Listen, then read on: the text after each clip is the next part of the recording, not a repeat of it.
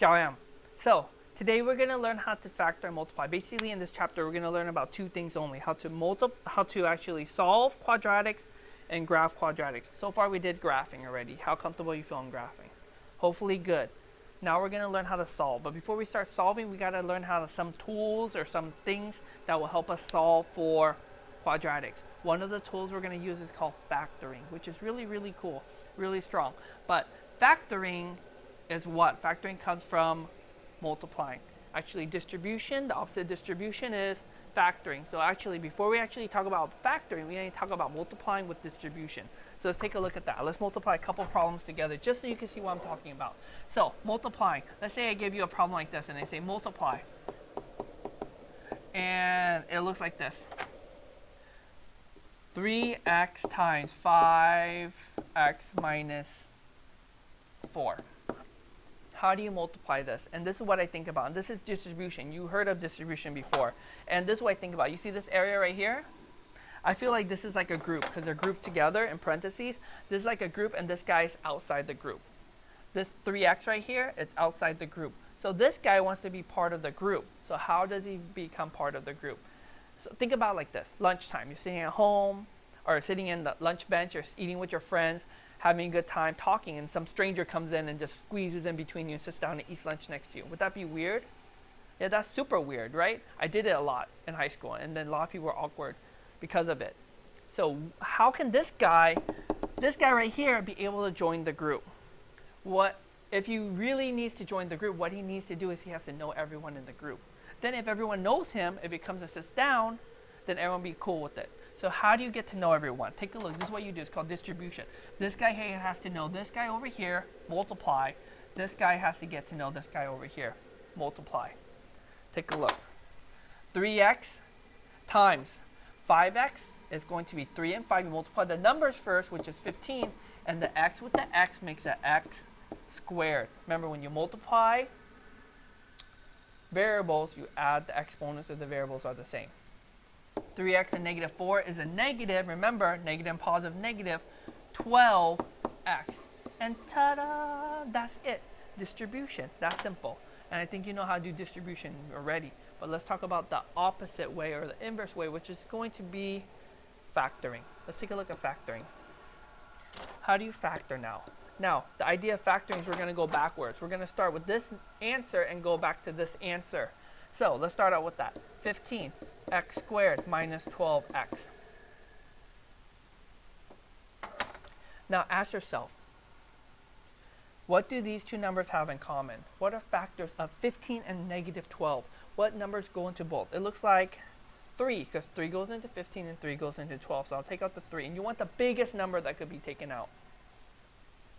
Now x's.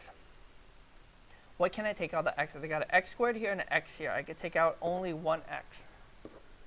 What's left over? I take out 3x out of that. If I take out 3 out of the 15, I'm left with 5, because 3 times 5 is 15. If I take out x out of x squared, it's just an x left over, because x times x is x squared. Negative stays there. 3 out of 12 is 4. X out of x is nothing. Therefore, my answer is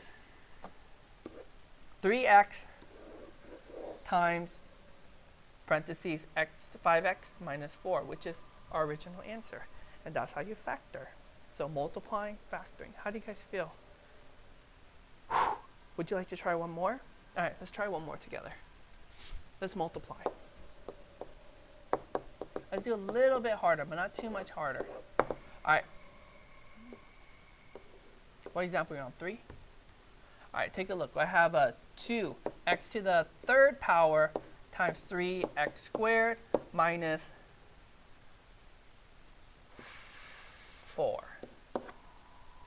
Same idea, distribute. I want to distribute this in here, in here. You got to know everybody if I want to join this group.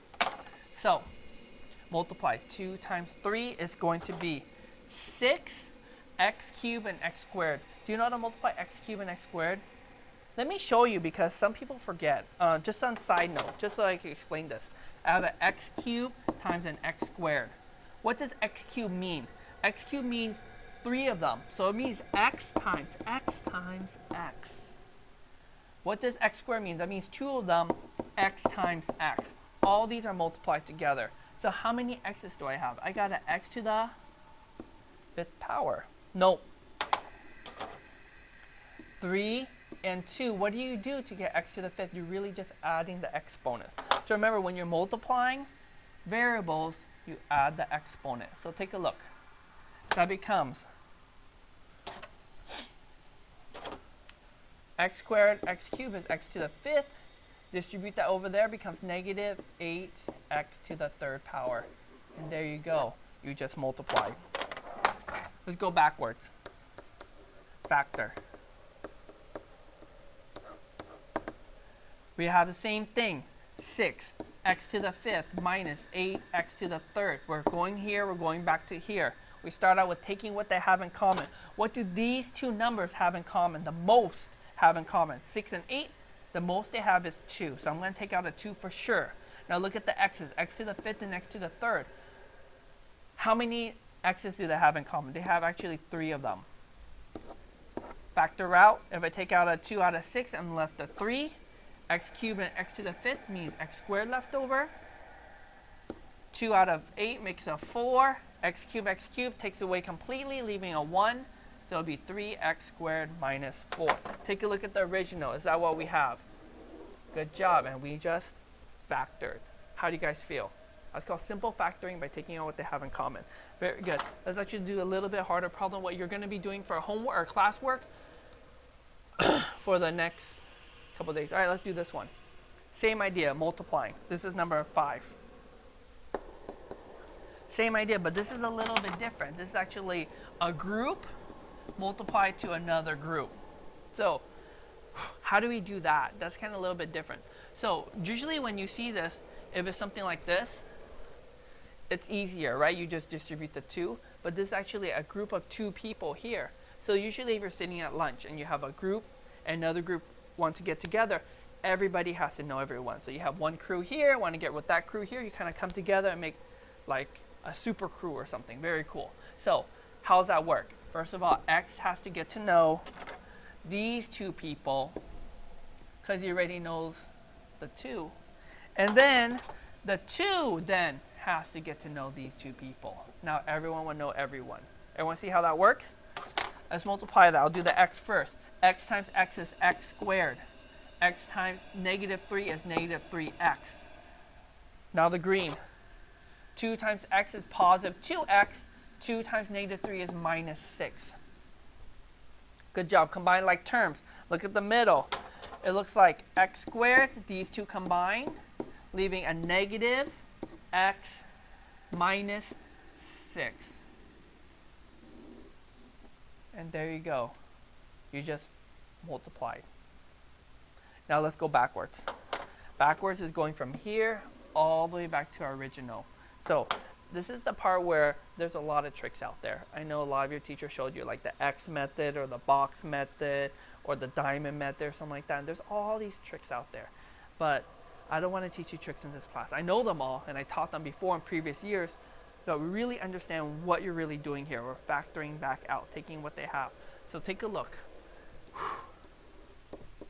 And this is the part where, this is how I was taught when I was in high school. And it was tough at first.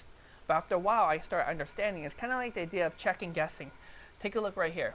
We start out with this. X squared minus X minus 6. I want it to look like this. And by doing this, I understand the components of this. Take a look at the original.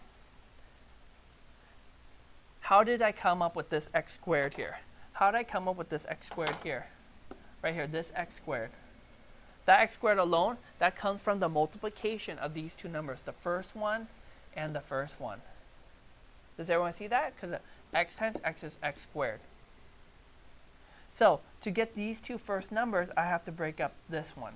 So this one actually breaks into these 2 slots.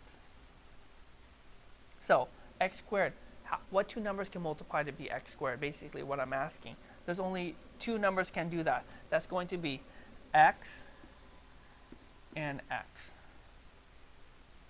Now let's take a look at the other one. How do I get this negative X here? That looks like a combination of these 2 numbers, right? And those two numbers come from the middle right here. It comes from this. Let me highlight this. It comes from these numbers right here. You see that? And it comes from these numbers right here. Kind of like the outers and the inner ones. See, that gets my 2x and that gets my negative 3x. So really, that has nothing to do with this right here. It actually what combines it in the middle. The last one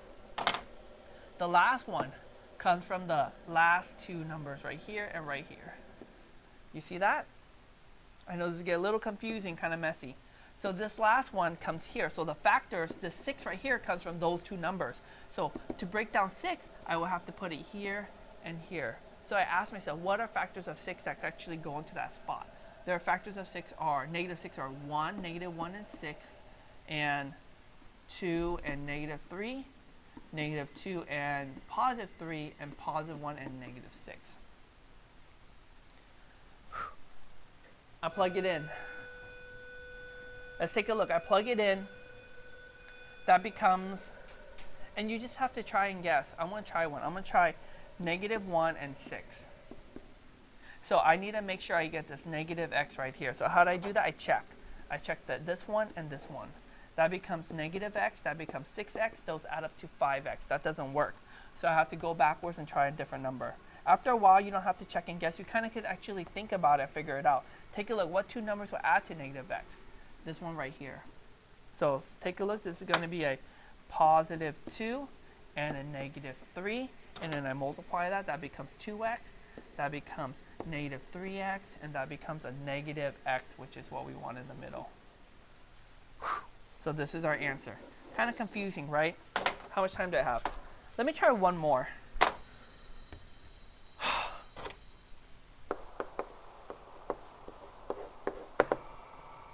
I know the idea is confusing and there's a lot of tricks out there to actually help you get the answer, but I kind of want to go through like the process and idea where it comes from, and that gets confusing, especially I'm not here with you guys.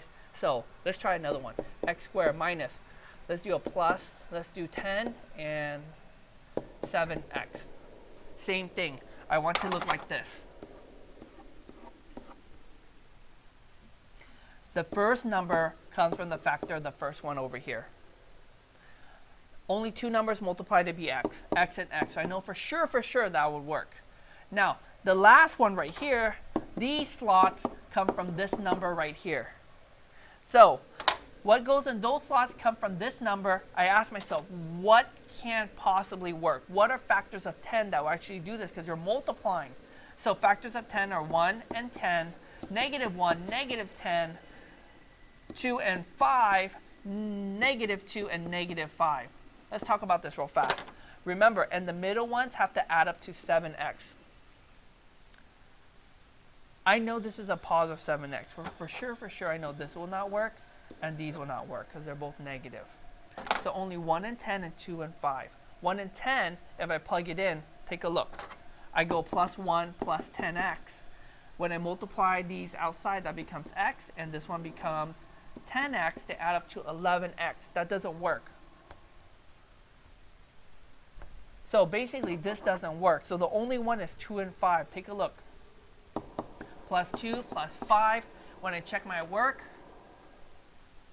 this becomes a 2x. This becomes a 5x. Together they make 7x. And that's what we want for our middle, 7x.